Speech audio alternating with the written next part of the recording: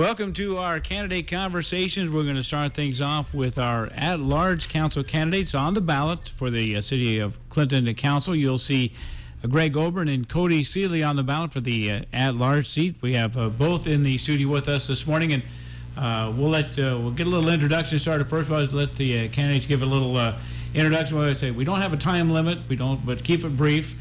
We'll get into some topics, and we'll talk about a number of different things, see where things go.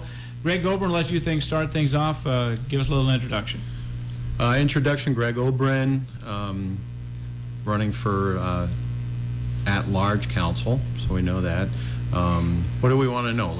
Where's your background? What's the background? Yeah. Okay, well, introduction. I grew up outside of New York City. A lot of people don't know that. My dad he was working for the government at the time, worked at the Arsenal in Dover, New Jersey, and got transferred my senior year to Rock Island Arsenal. And I came out in the Midwest to kind of look at colleges and ended up at Iowa State. I was going to be a biology major. And after I didn't do so well that first biology class, I went into the counseling office and took a whole bunch of tests. And, aptitude, interest, desires, what do you see in the future? And I went into talk with the counselor about what my results were, and she said, "Oh, you're Greg Obren. Here you go. Go see this lady." And I said, "Well, aren't we going to discuss my results?" She said, "Don't need to. This is where you need to be." So I walked across campus and walked into the Beyer Hall where Dr. Virginia Fry's office was. She was the, I don't know what they would call it, dean of the college or whatever it was, and it was leisure studies, leisure services at the time. And so she just said, "Oh, you're Greg Obren. Hi, this is where you need to be." And apparently all the interests and all my aptitudes centered around recreation and sports and outdoorness. My first job after college, I was, for a year, I was the assistant camp manager at the 4-H camp in Madrid, outside of Boone, outside of, Ames, out that way. And then I got a call and said, "Hey, we're looking for a recreation coordinator here in Clinton." I said, "Where's Clinton?" Didn't have a clue where Clinton was, so I drove over here for an interview, got the job, and progressed through the ranks, essentially till I became a department head, and spent the last 16 years as department head with the city. And then during that time, latter years, ran for the school board. I served two terms on the school board, 1 year as president. And then I decided, you know what, I'm going to retire. I want to do this and do something else. So now I'm working at Kohl's, throwing boxes off a truck. I love it. I'm a lifeguard at the YW, and then I help out at the Arboretum, part of Trees Forever. Got a lot of little things going on, and I still referee, and I love refereeing, so doing that kind of stuff. And Cody Seeley, give us a little introduction. Thanks, Dave. I'm the current at-large councilman, so going on, almost be 4 years soon. Time flies. Feels like we were just sitting here, Dave. Yeah, 4 years ago, yeah. So I'm not from here either. Like Greg, I grew up in Anamosa, Iowa, which is a small town out by Cedar Rapids, and went to Kirkwood, and then graduated from the University of Iowa, got my bachelor's degree. Got my Series 7 and 66 licenses for securities, and I decided shortly that wasn't my gig, and I became a certified general appraiser, and was relocated here for this area, basically, and loved it ever since. That's about 2009 I came here. I enjoy Clinton a lot, and I think the town has a lot of potential, and decided this is where I wanted to stay, and then got involved, started with the finance committee, got on that, and actually Lynn McGraw mentioned being on the city council, and that's how that all developed. Now, last time I ran unopposed, if I recall correctly, so we didn't have to worry about that. But it's been a great experience. I've got to know a lot of people, and I really enjoy it. I'm active in Kiwanis Club. I'm also part of, I go to the Y all the time, although I'm not on the board or anything there. I just go there for the facilities. But let's see, what else am I involved in? Business Property Committee for the CRDC. Lions and Business Technology Park. I sit on that. Also the Neighborhood Improvement Committee. Try to stay involved with the chamber stuff and all that good stuff. So just stay active and do everything I can do within what I have time for. Cody, start things off simple. Being on the council, what do you see as the role of a council member? Well, we're basically there to make decisions on behalf of our constituents and what they tell us they want, basically. So, we have the staff and the department heads and all the different staff members that are dealing with the daily grind. So, as a council member, I'm not dealing with the day-to-day operations of the city when it comes to, Matt Brooks' responsibilities of overseeing all departments, or Anita Dalton's doing all the financial stuff. So we're more there to provide direction to those department heads on the way we would like, the entire council. Of course, we got to vote on everything. The majority wants which way they want the city to go with things. So, everything from setting the levy rates to the improvements we're making, how many staff members we have on the fire police department, those staff heads. So we're involved with those decisions that basically keep the city on the path that the constituents want it to go. Greg, what do you see as the role of the council? Well, actually, Cody hit on it pretty good. The only thing that I think I would add is, as a council member and as council as a whole, I think we need to be looking 10 years, 20 years in the future about where we want to be going.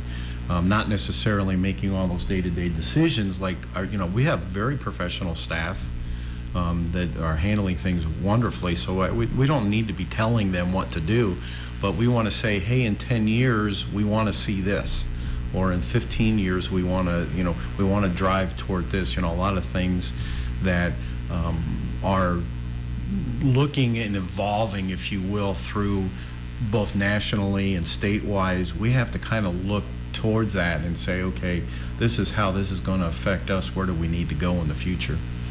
Greg, one of the issues that has really been, an issue talked about many times, kind of lump it together, nuisances and abandoned properties. So we're trying to clear some of those things up. How would you like to see the city proceed in those particular areas? Well, I know that there are very specific procedures that we have to follow. Do I know those specifically? No. I've been kind of on the outside when I was working with the city, and attending, staff meetings. Hey, there's a procedure here. It doesn't happen overnight. So we got to keep going with that. Follow those procedures, follow the law that we have to follow, all the codes that we have to follow to get those things done. Those are happening. I think the number like 15 or 16 this year that has done. So it's happening. Sometimes from a person point of view, when you're looking out and you see the grass growing and it's 8 feet high over here next door, it kind of hits home a little bit more. But we've got to work through those procedures and processes. Cody, anything you think about that can be done quicker? No, we're doing it as quickly as possible. Greg's right. I mean, you have to go through a lot of steps. So it's 657A process, and what that means, I have no idea. But so basically what happens typically on these properties, people just abandon them, or we have a lot of outside companies, and I don't know what they're doing, but they're buying these up at tax sale, and they do absolutely nothing to maintain them. And then what they're doing is they're flipping them back and forth between multiple LLC names owned by the same person, registered in different states. And it's just created a nightmare for the city because we're trying to get a hold of these properties, because we're mowing them, we're removing the snow, we're boarding them up, it's costing us a fortune. So we can get them through this process. When they keep flipping them around, it gets terribly difficult. We'll get almost to the end of the process, they flip it on us, and then we got to start all over. So I don't know what the ultimate goal with that is, but it's something the staff's working on very hard, and we got to continue to work. But you look at some of these houses that are in these neighborhoods, and you'll drive down the street, and you've got 10 houses where the people are taking care of their property, and they're stuck next to these abandoned homes that are boarded up, not mowed. They're bringing down property values. It's just not a good situation, and that's why we've been so aggressively seeking these properties. And there's over 100 on the list. There's 15-ish, don't quote me exactly, but there's 15 that you'll probably see tore down in the next month or so here. That's already all been approved, bidded out, and everything. But from the start to the finish is probably a 6-month plus process. And then, they all have to go out to bid. You have to figure out if there's asbestos. There's a lot of variables going on. But in the end, it's going to help the neighborhoods, I think. It's going to make, people proud. Nobody wants to live next to an abandoned house. And the other thing we're dealing with is these lots on these houses. Most of them are non-conforming lots, meaning they can't be rebuilt on. You can't build a house back on them because they don't meet minimum maybe width requirements. 50 foot's pretty typical, or site area requirements. Varies per zoning district. But so then we've got a lot that's not worth a lot of money because you only got usually two potential buyers for it, and that's the adjoining property owners. And we actually set up a whole process to handle that too.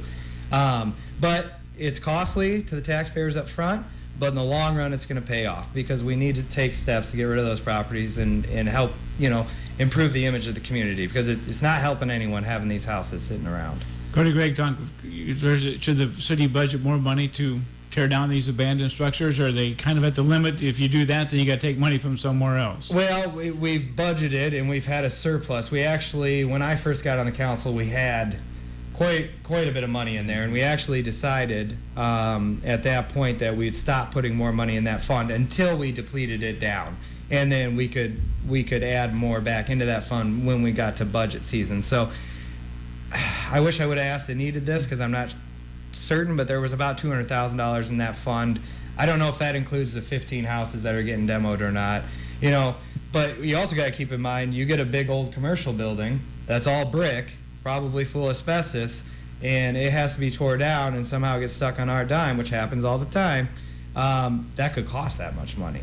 I mean, these demos, they add up quick. When you take asbestos, like you said, you put asbestos in the mix, and all of a sudden, my gosh, the price just skyrockets. Exactly. So the fund was healthy, and it's probably getting near depleted. We didn't want to borrow money that we weren't using just to have sit, because we're paying interest on it when you borrow. So the plan was to use those funds to deplete them down, and then we would see where we were at the next budget cycle and determine if we needed to add more money to it or not. You mentioned budget, Cody. You get to answer this one first. In a few months, you'll be starting budget talks once again. Yep. Council will get on that here. Do you have any budgeting priorities you'd like to see? I know the things are kind of where they're at. Do you have priorities you'd like to see when that budgeting process starts?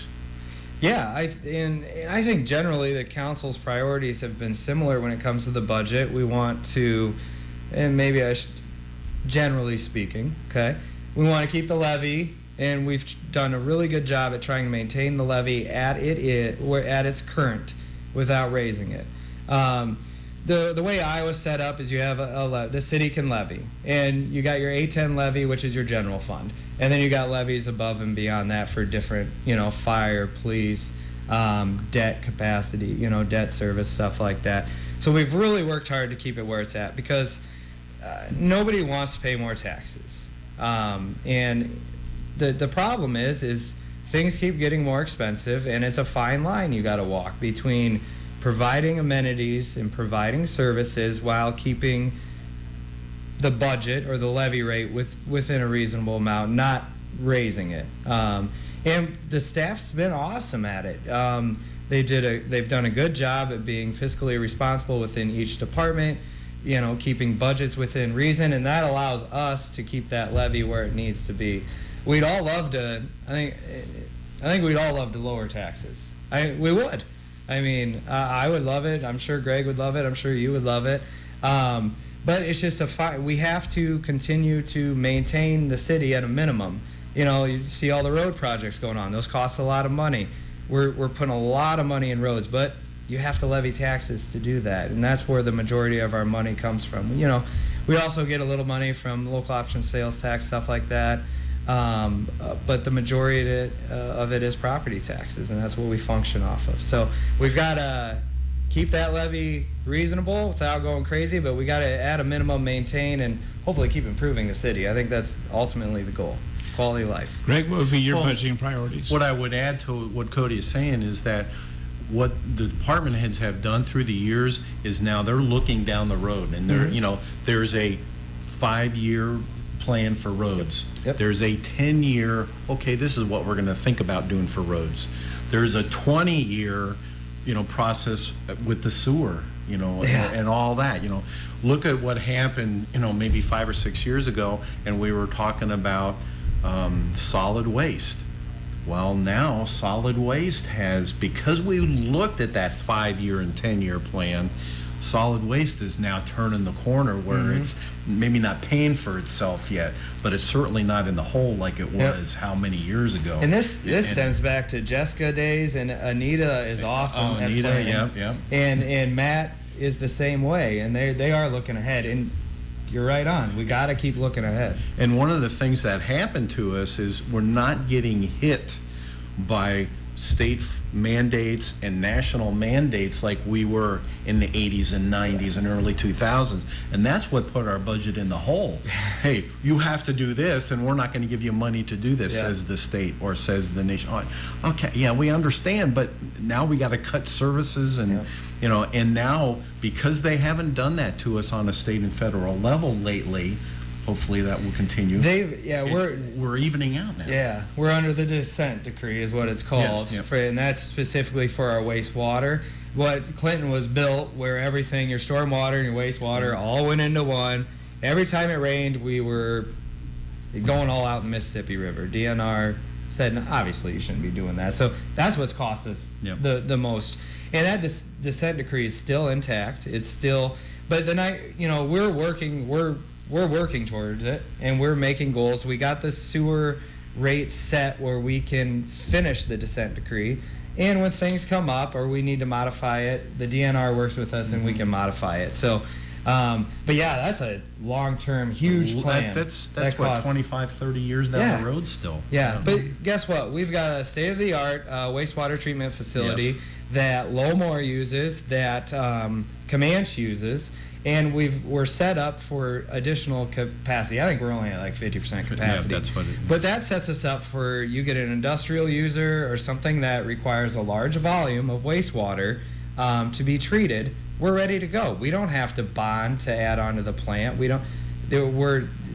Those steps have taken place, and they're already in motion, and the infrastructure's there. So, very quickly, you mentioned the road projects, and a few years ago, the city engineer Jason Crack came with a plan to invest $1.5 million every year trying to do roads as they came up, and kind of in the middle of that process. Everything hasn't been done yet.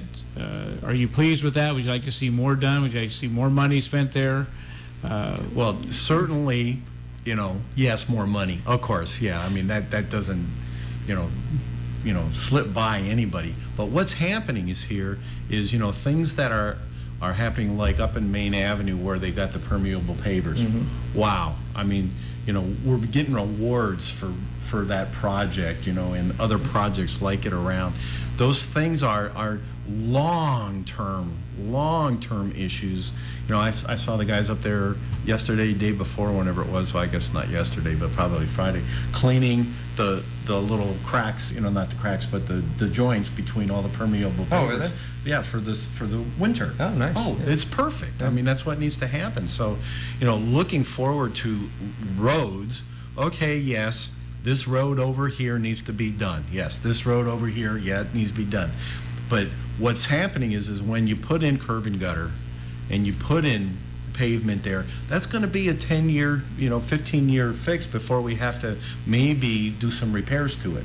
So hopefully that will start inching its way into the, not, I don't want to say the less used streets, but, hey, the major streets are now, pretty much in good shape. And that's a big issue when you've got truck traffic and, car traffic. And, I know you talk to Jason, you say, oh, we have, 5 million, passerbys on this. wow, what numbers, wow. I mean, every day that's happening, so, roads are good. Huh? Cody, what about the street program? Are you pleased with that? Yeah, I think Jason's done an awesome job with it. The main goal is to hit the main street, the busy streets first, and then arch off. If there's a street in town that hasn't been hit, it'll be hit soon. And it's just all part of it. There's a yearly list. Now it's subject to yearly modifications as well. If we could do more quicker, great. But, the funds, we budget them within the yearly budget. So it's a limited amount. But, also availability of workforce. There's only so many contractors. There's only so much work that can get done every year. But I think everybody can recognize that the quality of the roads in town are significantly better than they were 10 years ago.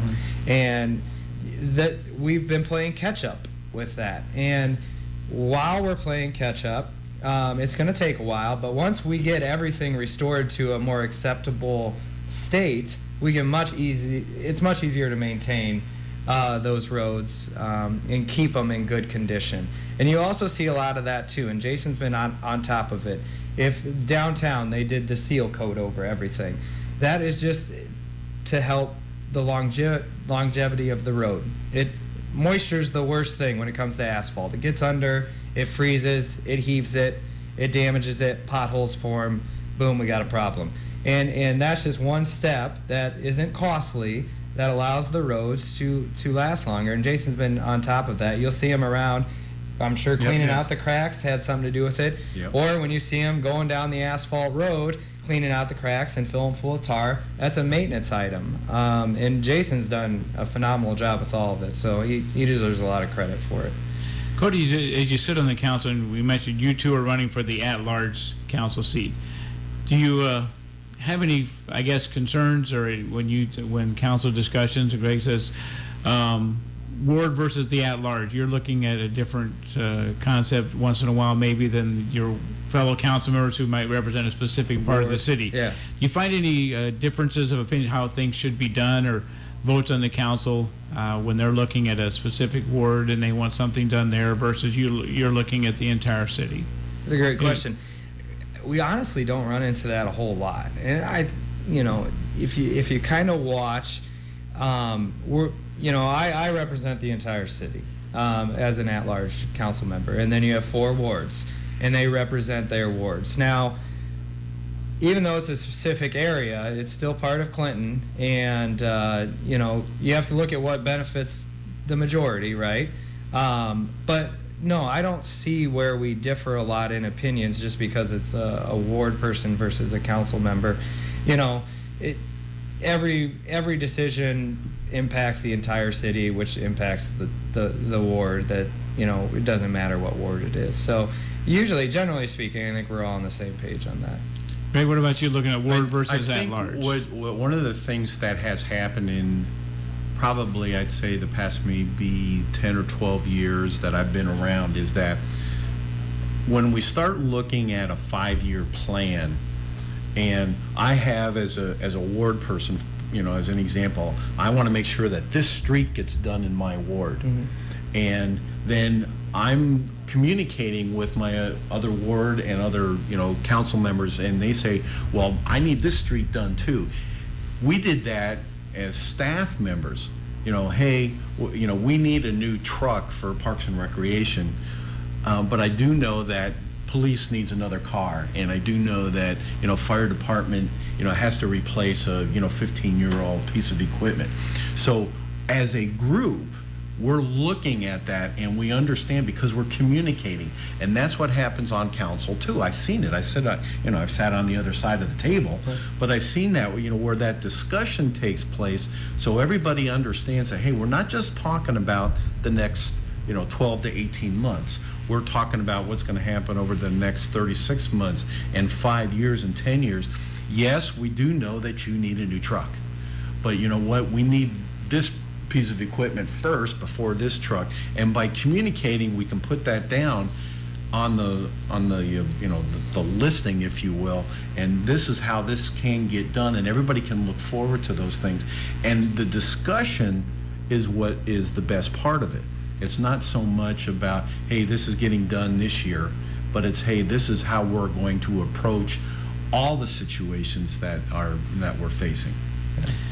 Greg, talk a little about you mentioned it a little bit about backgrounds from the personal experience, the background, education. What do you think all those combined helps you bring something to the council? What would that be? Well, one of the things I think that because I sat on the other side of the table from the council for all those years, I understand how the workings work, but then sitting on the other side of the table as a school board member, dealing with the same kind of issues, not necessarily the exact same issues. I mean, we don't deal with roads, but on the school board, we dealt with parking lots, so the issues are the same. So that gives me a real interesting, unique, kind of viewpoint, because I've seen it from both sides. And also I've seen it from sitting behind that desk that, hey, I'm president of the school board for that year, and I'm looking at it saying, oh, wow, we need to deal with this. We can hold back. You have to make those decisions before it even gets to the point of going to that government body. Cody, what about your, experience, background, education? You think that brings something to the council? What is it? Definitely. I have a bachelor's degree. That may or may not help. I'm not sure.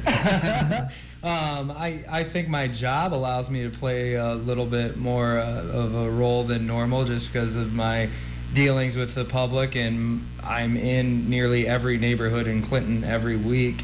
So I get a good idea of what's going on, and I usually feel people out for what's going on. Most of the time, people don't actually know who their council person is, which makes me kind of sad, but not all the time, but a lot of times they won't recognize you. I don't think everyone sits at home and watches the council meetings. No, they don't. So. I would like to think they do, but in my last, the 3.5 years I've been sitting there, I've learned a lot. I think if you've watched or know, I'm very vocal, and I'm not scared to ask questions, and I usually like to calculate out my decisions fairly well.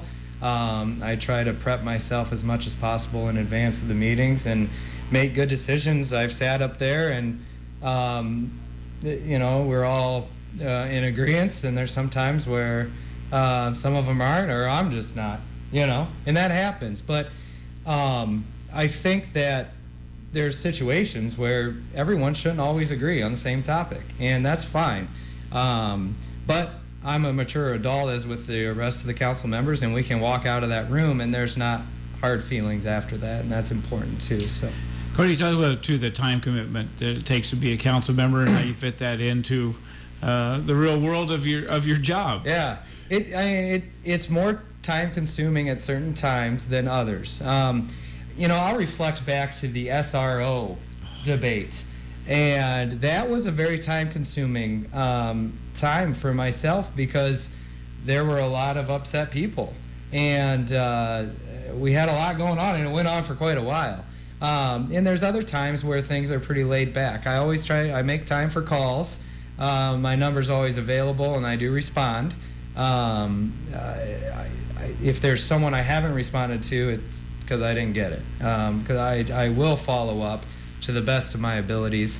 Some days are more time consuming than others. Budget season's busier than right now.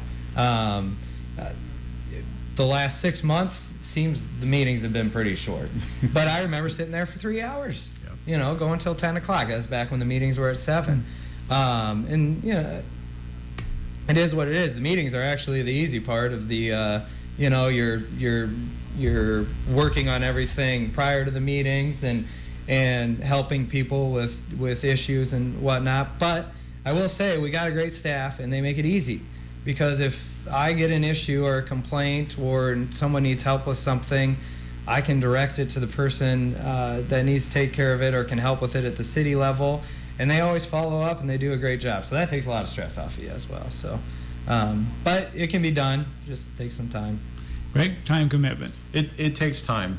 And being on the school board, there was a lot of times where, going to things that you need to go to. You need to represent what we're doing, and people need to have access to you, like you said.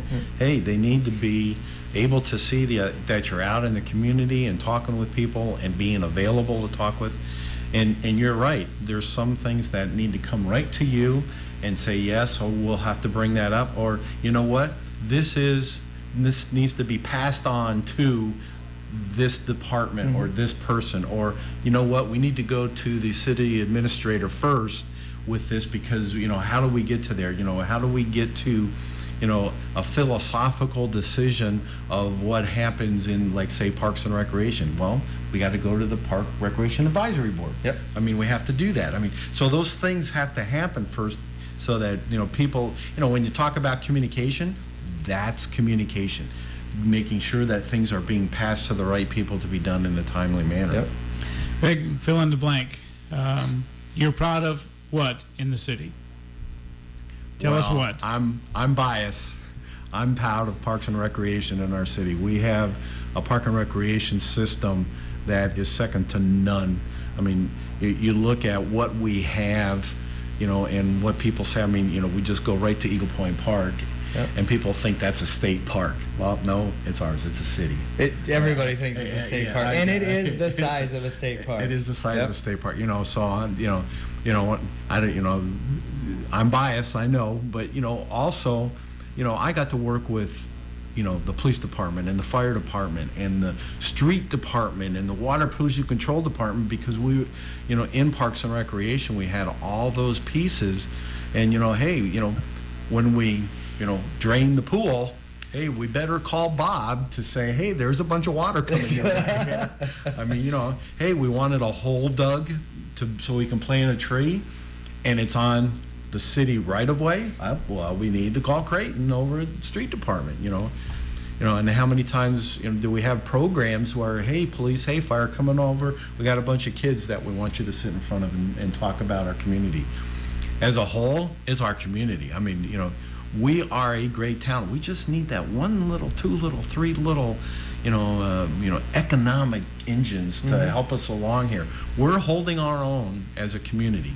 Now we got to figure out how to just make that one little bump. Cody, what is your what when you talk about what are you proud of in the city? I think fill in the blank. Probably the citizens. I think we've got so many people here that truly 100% care, and they want to see the town be better, and they want to see it continually improve. And without those people, we have nothing. And we need those people, and we want those people to stay here. It makes me sad literally makes me sad when people move away. I just get disappointed, especially if you're a young family and you've got kids that are part of the school district. I just feel like we're losing so much when that happens, and it disappoints me. And that's why I ask those questions. Well, why? What, I usually ask, where are you guys moving? And if it's if it's a job, so be it. And a lot of times that's out of our control. But it's one of those things that we can continue to work for, to strengthen the community.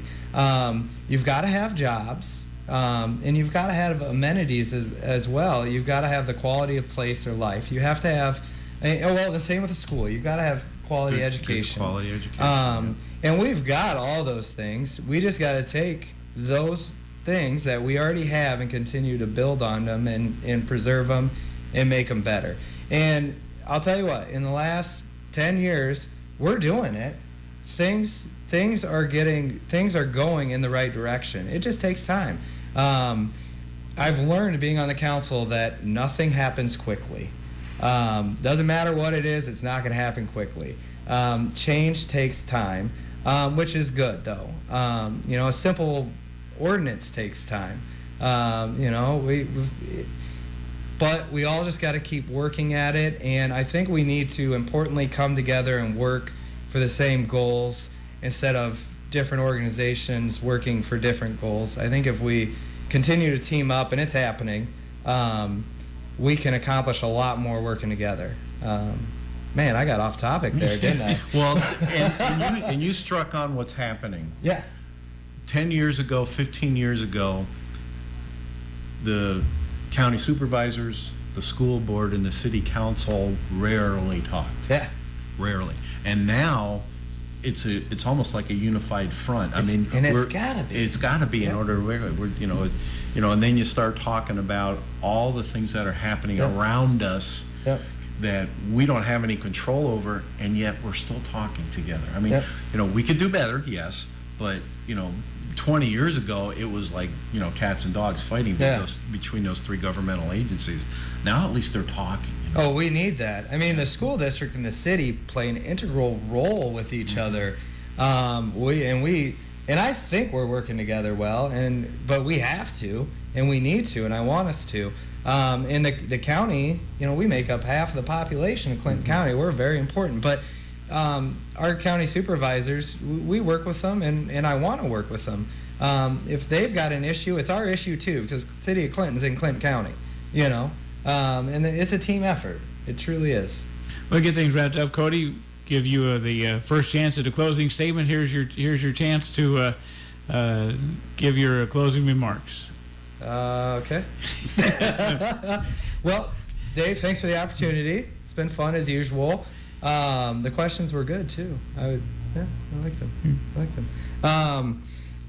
I think if you watch council meeting or need help with something or know me, I'm active and I do my best to be active. I try to be helpful when I can be, and if I don't have the answer, I can usually find it.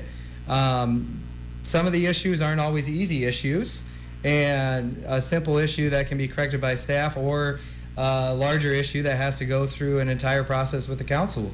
And I've worked on all those things, and I've enjoyed the last 4 years, and I decided I wanted to do 4 more years, just because I want to continue the trend that the city's going on, and I want to be involved.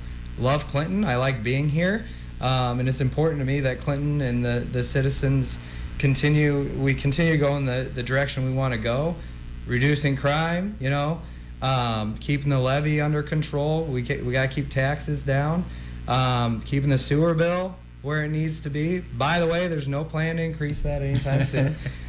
It's set at a point where we can fulfill the agreement with the DNR, so that's good. And I enjoy working with the staff members and the citizen. And if you so choose, you can vote for me, and I'll serve another 4-year term to the best of my abilities. Greg, closing comments. Well, again, thanks to Dave, and also thanks to Cody, because we've never sat down really and talked about stuff before, really. Yep. So it's good to see things from all different points of view. One of the things that I think that I would bring to the council is just the knowledge of our community. I'm way out and around. Everybody knows me from different things.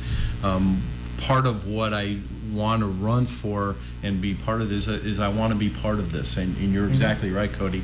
Being part of this, of being part of the council, being part of the leadership team that would go forward, it just appeals to me. And that's why, I put my hat in the ring, as it were.